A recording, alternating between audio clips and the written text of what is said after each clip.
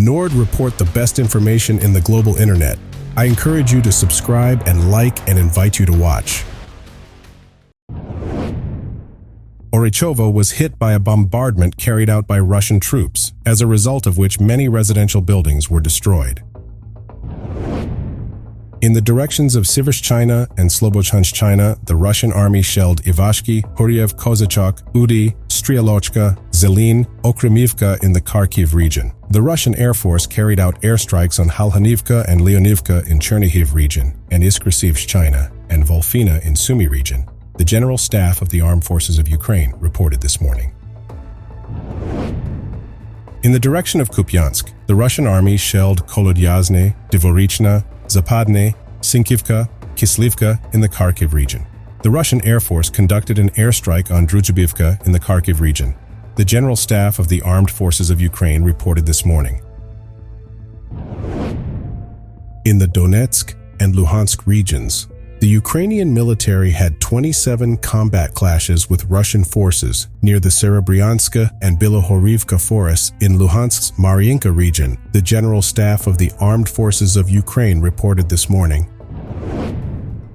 On Friday, a Russian missile hit a residential block in Dnipro, Ukraine, injuring a minimum of 9 people, including 2 children, Kiev authorities said. Sergey Kruk, head of the State Emergency Service in Ukraine, described it as another terrorist attack. Interior Minister Igor Klymenko, on the other hand, earlier reported 5 people injured in a Russian hit.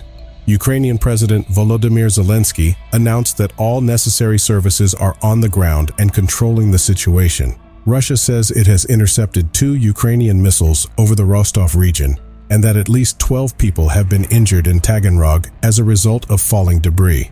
Russian regions bordering Ukraine have regularly experienced attacks since the start of Russia's military campaign last February. The Financial Times reported on Saturday that Ukrainian soldiers used North Korean missiles, which they claim were captured by a friendly state and then given to Ukraine. The Ukrainian Defense Ministry suggests the weapons came from the Russians. Although the United States has accused North Korea of supplying weapons to Russia, no evidence of such activities has been provided, nor have North Korean weapons often been seen on Ukrainian battlefields. Such weaponry was, however, displayed by the Ukrainian military during the handling of Soviet Grad missile systems near the destroyed eastern city of Bakhmut. At the same time, Russian Defense Minister Sergei Shoigu made a rare visit to Pyongyang, where he was seen observing banned North Korean ballistic missiles. The incident signals deepening ties between Russia and North Korea, which is currently grappling with tensions with the United States.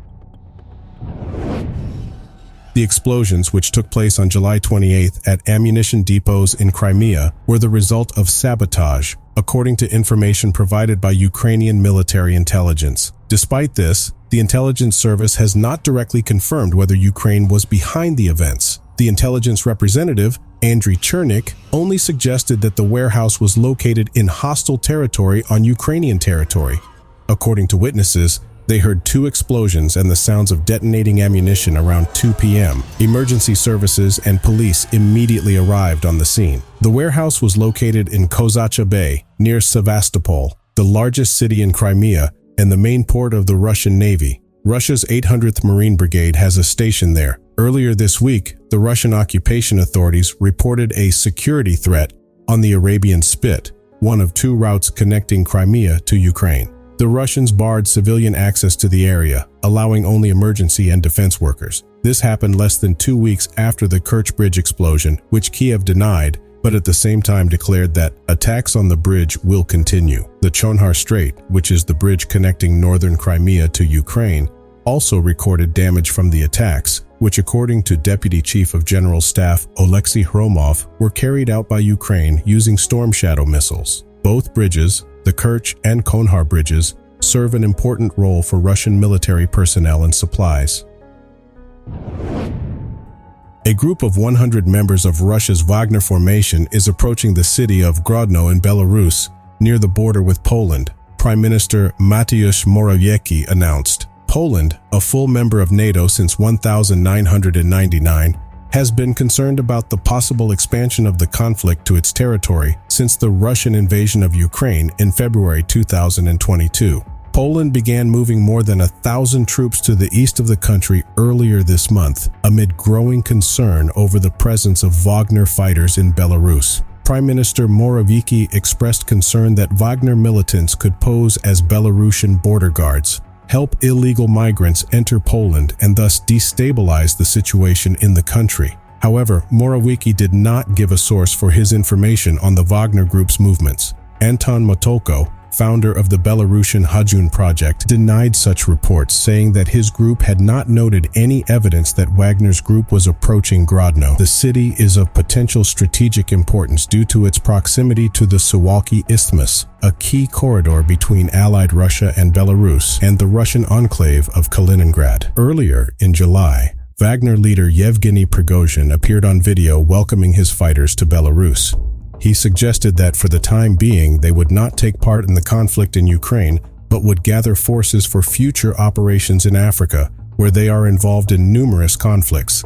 Meanwhile, training the Belarusian army is to be their main task. The next day, several Wagner fighters arrived at the training ground of the 38th Airborne Assault Brigade near Brest, close to the Polish border. The relocation of Wagner's forces to Belarus follows an agreement that resolved the group's attempted mutiny in June, when they seized control of Russian military headquarters and threatened to trigger a civil war in Russia, according to President Vladimir Putin.